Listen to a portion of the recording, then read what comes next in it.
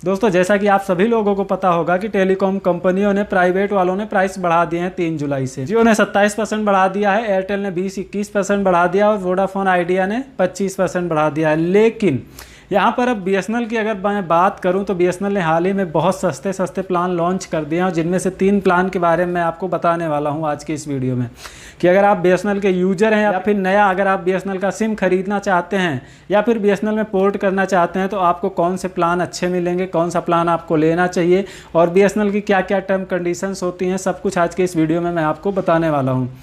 देखिए बीएसएनएल के पास 2 तरह के यूज़र होते हैं, एक होते हैं GP1, एक होते हैं GP2। तो बेसिकली आपको समझ नहीं आ रहा होगा कि ये GP1 यूज़र क्या होता है, GP2 यूज़र क्या होता है। तो चलिए मैं आपको थोड़ा सा समझा देता हूँ डिटेल में, पहले GP1 और GP2 के बारे में, तभी आपको ये प्लान समझ में आएंगे। देखिए GP1 के अंदर वो यूज़र आते हैं जो कि मंथली रिचार्ज करवाते रहते हैं। सपोज दैट आपके पास अगर बीएसएनएल का कोई सिम है और उसको आप हर महीने टू महीने रिचार्ज करवा रहे हैं, जैसे कि आपने 30 दिन में आपका रिचार्ज खत्म हुआ, आपने रिचार्ज करवा लिया, फिर अगले महीने आपने करवा लिया, इस तरह से एक साल में जब आप 12-13 बार रिचार्ज करवा लेते हैं तो आप GP1 के अंदर में आते हैं। लेकिन वहीं अगर मैं GP2 की बात करूं तो GP2 थोड़ा सा अलग तरीके से ये उन यूजर्स को बोला जाता है बीएसएनएल के अंदर जो कि जैसे कि 60 दिनों में एक बार रिचार्ज कराते हैं या फिर 90 दिनों में एक बार रिचार्ज कराते हैं, बेसिकली वो अपना सिम कार्ड चालू रखने के लिए। क्योंकि देखिए एक प्रॉब्लम ये भी मिलती है ना कि बीएसएनएल की सर्विस हर जगह सफिशिएंट नहीं है, हर जगह बीएसएनएल अच्छी सर्विस नहीं दे पा रहा है, नेटवर्क अच्छे नहीं आ रहे हैं। मान लीजिए कहीं पर बीएसएनएल की बहुत अच्छी सर्विस है तो कहीं पर बीएसएनएल की सर्विस काफ़ी ज़्यादा ख़राब है, कॉल तक नहीं कनेक्ट होती है, इतनी ख़राब होती है बीएसएनएल की सर्विस। तो यहाँ पर उन यूजर्स को बस सिम चालू करके रखना है अपनी की बीएसएनएल की जो सिम है, क्योंकि बीएसएनएल की सिम अगर 90 दिन तक आप रिचार्ज नहीं करवाते हो तो बीएसएनएल वाले वो सिम किसी और के नाम पे अलॉट कर देते हैं। और इसीलिए यहाँ पर बीएसएनएल की सिम चालू करने के लिए यूजर को 90 दिन में कम से कम एक बार रिचार्ज करवाना पड़ता है। तो उन यूजर्स के लिए बीएसएनएल ने स्पेशली कई रिचार्ज यहाँ पर लॉन्च किए हैं और आज की इस वीडियो में वही 2-3 रिचार्ज आपको बताने वाला हूँ। अगर आप बीएसएनएल के साथ नए जुड़ने वाले हैं तो आपको और ज़्यादा डिस्काउंट मिलने वाला है। अगर आप अपनी सिम पोर्ट करवा रहे हैं बीएसएनएल में तो आपको करवाना चाहिए, नहीं करवाना चाहिए, सबसे पहले इस पे बात करते हैं। तो देखिए बीएसएनएल में पोर्ट करवाने के लिए सबसे ज़रूरी बात यह है कि आप पहले जहां पर रहते हैं उस एरिया में एक बार देख लीजिए, अगर वहां पर कोई बीएसएनएल यूज करता है तो उसके फ़ोन में सही से नेटवर्क आते हैं या फिर नहीं आते हैं, या फिर आपका जो एरिया है जहाँ पर आप लोग रहते हैं वहाँ पर बीएसएनएल सही से काम करता है या फिर नहीं करता है। क्योंकि बेसिकली बीएसएनएल के साथ यही प्रॉब्लम चल रही है काफ़ी लंबे टाइम से। बस यहाँ पर कहने को तो है कि 4G सर्विस बीएसएनएल ने एक्टिवेट कर दी है, लेकिन वो पूरी इंडिया में 2-4 जगह पर एक्टिवेट कर दी है, बाकी सब जगह पर बीएसएनएल की सर्विस अच्छी नहीं है। मेरे खुद के यहाँ पर बीएसएनएल की सर्विस अच्छी नहीं है और इस वजह से बीएसएनएल में पोर्ट करवाने के लिए सबसे बड़ी दिक्कत यही आती है। अगर आप अपना कोई नंबर बीएसएनएल में पोर्ट करवा लिए तो शायद हो सकता है कि आपके घर में उस नेटवर्क की प्रॉब्लम आती रहे। तो सबसे बड़ी बात है कि ये आप जरूर ट्राई कर लेना, अदरवाइज बाद में आपको प्रॉब्लम होगी। बेसिकली मेरा यहाँ पर ये सजेशन रहेगा कि अगर आप बीएसएनएल का नया सिम रखना चाहते हैं तो आप एक नया सिम कार्ड खरीद लीजिए। अगर आप बीएसएनएल के साथ जुड़ना चाहते हैं तो आप नया सिम कार्ड खरीद लीजिए और उसको यूज करिए, कुछ दिनों तक यूज करिए, आपको खुद ही अंदाजा लग जाएगा कि आपके यहाँ बीएसएनएल का नेटवर्क कैसा है, सफिशियंट है या फिर नहीं है। अगर दिक्कत आ रही है तो आप अपने पुराने नेटवर्क पर चले जाइए, लेकिन अगर दिक्कत नहीं आ रही है तो बीएसएनएल आपको काफ़ी अच्छी चीज़ें प्रोवाइड करता है बहुत कम पैसों में, तब आप बीएसएनएल के साथ कंटिन्यू जुड़ सकते हो। बीएसएनएल के साथ आप अपना रिचार्ज करवा सकते हो, अपना सिम जोड़ सकते हो, यानी उनके साथ परमानेंटली जुड़ सकते हो।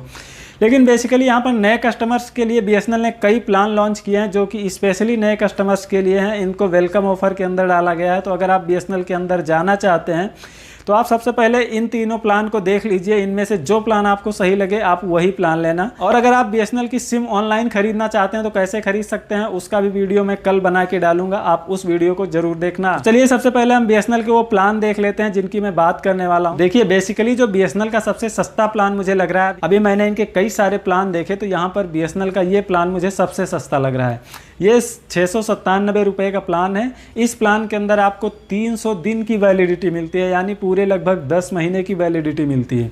इस प्लान के अंदर आपको 2 GB डेटा पर डे मिलता है, अनलिमिटेड कॉलिंग मिलती है और आपको 100 SMS पर डे मिलते हैं, यानी 697 रुपये में आपको लगभग 1 साल का सर्विस मिल रहा है यहाँ पर बीएसएनएल की तरफ से। वही अगर हम जियो, एयरटेल और वोडाफोन की तरफ से बात करें तो ये 697 रुपये में आपको बस 2 महीने का रिचार्ज ऑफर करते हैं, वो भी 1.5 GB डेटा के साथ, ना कि 2 GB डेटा के साथ। उसमें आपको 1.5 GB डेटा ही पर डे मिलेगा। लेकिन BSNL यहाँ पर आपको 2 GB डेटा पर डे जो है ऑफ़र करता है इस प्लान के अंदर। लगभग 1 साल का ये प्लान है। अगर यहाँ पर मैं दूसरे प्लान की बात करूँ तो दूसरा प्लान है इनका 397 रुपये का, जो आता है पूरा 150 दिन का, यानी 6 महीने का। और इस प्लान में भी आपको 2 GB डेटा पर डे मिलता है, अनलिमिटेड कॉलिंग मिलती है और उसके साथ साथ इस प्लान में आपको 100 SMS पर डे मिलते हैं। देखिए एक चीज़ मैं क्लियर कर दूं कि जो SMS वाला चक्कर है ना, SMS तो मुझे नहीं लगता कोई भी यूज करता है। 100 SMS का पूरे महीने में 100 SMS नहीं करता होगा कोई बेसिकली, क्योंकि आजकल हर कोई व्हाट्सएप पे जो है जुड़ा हुआ है, तो व्हाट्सएप ज़्यादा यूज करता है। तो यहाँ पर आपको यूज करना है कॉलिंग के लिए और डेटा के लिए। तो इन दोनों चीज़ के लिए तो ये प्लान दोनों अभी काफ़ी अच्छे लगे हैं। अब मैं बात करता हूँ यहाँ पर तीसरे प्लान की। तो तीसरा जो प्लान है वो है 197 रुपये का, और इस प्लान की जो वैलिडिटी आपको मिलती है वो मिलती है 70 दिन की वैलिडिटी, और उसके साथ साथ आपको 2 GB डेटा पर डे इसमें मिलता है। अनलिमिटेड कॉलिंग भी इसमें आपको मिलती है, चाहे आप नेशनल कॉलिंग करिए चाहे आप लोकल कॉलिंग करिए, जो भी करिए।